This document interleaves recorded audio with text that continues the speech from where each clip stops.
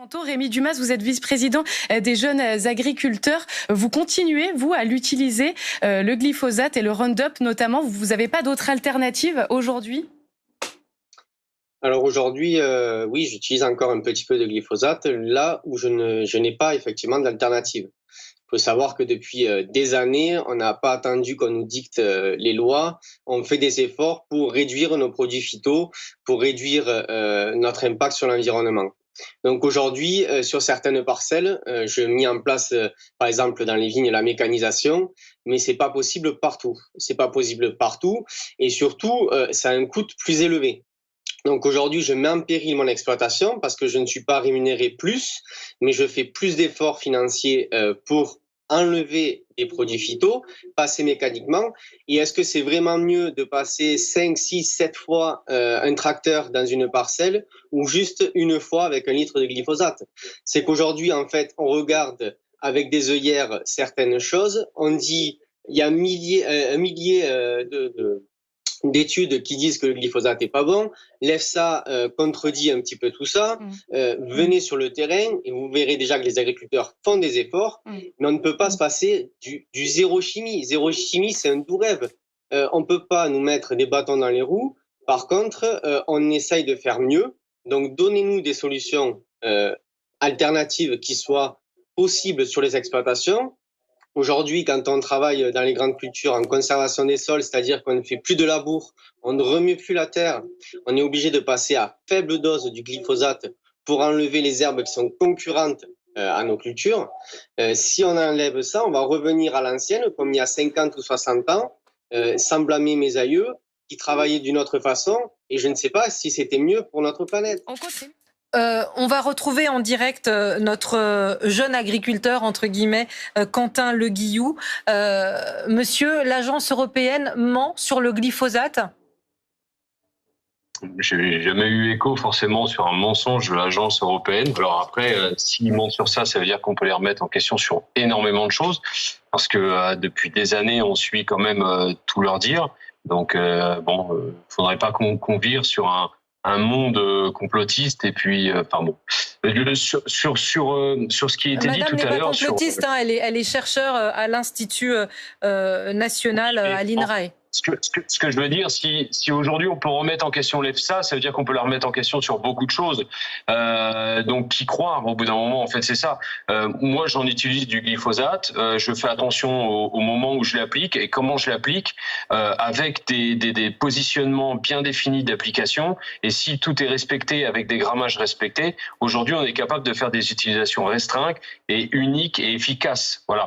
Le glyphosate, aujourd'hui, la France a fait le choix de réduire son taux de grammage. Aujourd'hui, si Monsieur Séjourné dit que la France va voter contre, c'est plutôt qu'elle va voter contre le fait des 10 ans et du moins de la pleine application. Aujourd'hui, la France aimerait plutôt 5 ou 10 ans, j'en sais rien, mais peut-être plutôt que l'Europe fasse un pas vers la France en réduisant du moins la quantité à l'hectare appliquée tous les ans, et en réduisant aussi peut-être les superficies appliquées comme on l'a fait en France, et surtout qu'on ne le mette applicable et uniquement aux seuls agriculteurs et non plus à monsieur et madame tout le monde, comme il l'est encore en Europe. Aujourd'hui en France, seuls les agriculteurs peuvent utiliser avec un certain grammage. Quentin Le Guillou, j'ai une dernière question avant de faire tourner la parole pour vous, monsieur. On parlait tout à l'heure de l'agence européenne qui n'est pas sûre de la nocivité sur la santé de la molécule qu'est le glyphosate. Quand vous lisez, monsieur, parce que j'imagine que vous les lisez, les études d'instituts qui travaillent sur la cancérologie, d'études qui montrent que l'exposition au glyphosate peut aussi altérer votre génome, peut altérer vos facultés reproductives, la fertilité, tout ça pour vous-même et pour les autres, quand vous l'utilisez, ne vous inquiète pas, non pas sur un point de vue économique, mais sur un point de vue de santé humaine, tout simplement. Sur un point de vue de santé, j'ai envie de dire, en fait, tout ce qui est autour de nous est un danger. Le café, le sel, le sucre, en fait, c'est juste la dose qui est utilisée qui va nous rendre, qui peut nous rendre mortels ou pas. En fait, c'est tout simplement ça. Aujourd'hui, le glyphosate, on l'utilise, on a des gants, on a des masques, on utilise des équipements bien spécifiques pour l'utiliser au mieux possible. Ils sont appliqués à des taux d'hygrométrie sans vent de manière à éviter que le glyphosate se répande un peu partout. Aujourd'hui, vous pouvez venir voir des champs. S'il y en a qui ont déjà été épandus, on est au centimètre près. Le bord d'herbe juste à côté en a pas, le champ en a. Enfin voilà, c'est très précis. Donc tout reste en fait de la dose. Bien sûr, il y a les zones de non-traitement, ce qu'on appelle donc les fameuses ZNT, qui nous interdisent autour des cours d'eau, autour des lieux sensibles, on ne peut pas utiliser de produits phyto. Et ça, c'est encore une fois du bon sens. C'est comme lorsque l'on va traiter la nuit, apporter des produits phyto sur nos cultures la nuit. Ce n'est en aucun cas pour se cacher, c'est juste que c'est mieux pour la pénétration dans la plante et donc on réduit nos doses parce qu'on l'applique mieux. Et puis, et ça évite qu'il y ait du monde aussi autour de nous et donc éventuellement quelques petites dérives qui pourraient aller sur les personnes qui passent. Ce que je voudrais dire aussi, c'est que l'on est formé. On a ce qu'on appelle le certifito, donc on est sensibilisé au risque, on est contrôlé aussi dans nos pratiques tous les ans, et puis surtout, avant tout, on est des citoyens comme tout le monde. Moi, je vais être papa dans quelques mois, j'ai une famille autour de moi, j'ai pas envie d'empoisonner tout le monde. Donc quand je fais quelque chose, je le raisonne et j'apporte la bonne dose. Maintenant, si on m'interdit tous les produits, comment on va produire notre alimentation en France demain? Est-ce qu'on se dit qu'on veut une agriculture de notre siècle qui était peut-être pas meilleure et par contre on va déléguer notre alimentation à des pays tiers et qui auront surtout une façon de produire qui est bien moins bonne que la nôtre et on va importer encore plus de produits. On le voit déjà avec les fruits et légumes parce qu'à force d'enlever des manières de production, on enlève aussi des agriculteurs et il y a un enjeu fort du renouvellement des générations en agriculture, on le sait tous. Plus de la moitié des agriculteurs vont être en âge de partir à la retraite dans moins de 10 ans. Mais comment on va dire à des jeunes de s'installer si on leur met au fur et à mesure des mois et des années des boulets aux pieds? Donc aujourd'hui, il faut arriver quand même à trouver un juste milieu en disant « Ok, on fait des efforts, mais on ne peut pas interdire là où il n'y a pas d'alternative. » Et surtout, une chose est claire, c'est qu'il faut une harmonisation au niveau européen.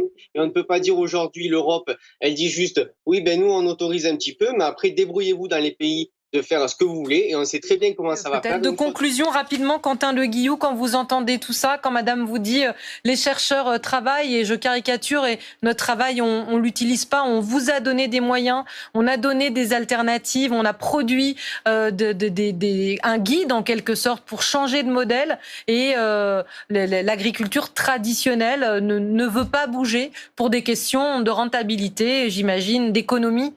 Qu'est-ce que vous répondez à ça ? Eh bien en partie oui. Aujourd'hui, travailler, on n'arrive plus à installer des jeunes. En même temps, on n'arrête pas de dire qu'en agriculture, on gagne pas notre vie. Comment attirer des jeunes aujourd'hui à l'agriculture si derrière on lui promet de gagner toute sa vie 1000 ou 1500 euros? Donc il y a un moment, oui, on essaye quand même de se sortir un salaire. On n'a pas envie d'utiliser, de faire x3 ou x4 sur les carburants quand on voit les hausses de carburant actuelles. On n'a pas envie d'aller rechercher de la main d'œuvre et pas le choix de la main d'œuvre étrangère puisqu'en France on n'arrive plus à trouver de main d'œuvre et ça depuis quelques années. Donc bah oui, pas le choix. Aujourd'hui, on reste sur le glyphosate parce que aucune solution viable n'est en face. N'importons pas l'agriculture que nous ne voulons pas. Aujourd'hui, on a une Europe, on a une politique agricole commune qui, au final, n'a très peu de points communs. Donc déjà, commençons par restreindre les autres pays en se mettant à notre niveau d'exigence. Voilà, c'est ça, tous au même niveau. Le plus exigeant au monde, c'est la France. On a le moins de molécules autorisées, on a le moins de pratiques. Voilà, on a les meilleures pratiques, on va dire, en agriculture par rapport à d'autres pays. Alors, au lieu de nous rajouter des boulets, mettons les normes françaises sur les autres pays de l'Europe.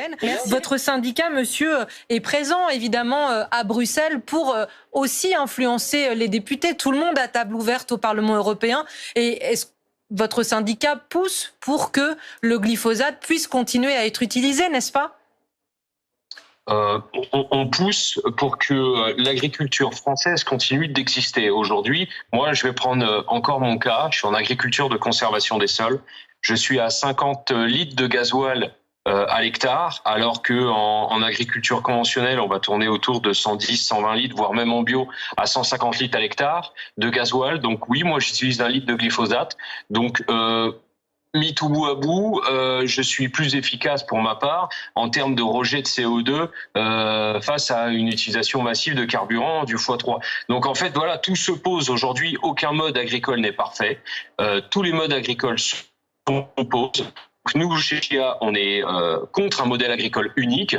Aujourd'hui, il y a des modèles agricoles qui vont utiliser du glyphosate, dont d'autres qui ne le vont pas. Aujourd'hui, il faut avancer sur le après-glyphosate. Est-ce qu'on a des solutions pour en sortir tout en réduisant notre usage de GNR? Malheureusement, non, pas assez. Donc oui, aujourd'hui, on continue à dire... essayons d'utiliser du glyphosate à des litrages réduits minimum.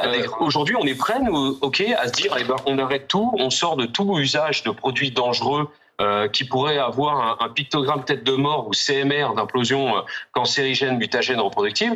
Pas de problème. Sauf que ça va coûter très cher à la France parce que là, on parle d'énormément de produits, notamment des insecticides utilisés sur des moustiques tigres en pleine... il y a à peine 10 jours en plein Paris. Enfin, voilà, aujourd'hui, on est dans un monde où tout est dangereux autour de nous. C'est seulement la quantité et la façon de l'utilité qui fait le risque mortel aujourd'hui. Toutes ces nouveautés technologiques et de recherche, on est prêts, nous, agriculteurs, à aller de l'avant. Si demain, on me dit, revenons sur le glyphosate, on me dit, stop, tu arrêtes le glyphosate parce qu'en face, on t'a trouvé ça, et ça fonctionne autant pour un même coût économique et sans forcément plus de temps pour toi.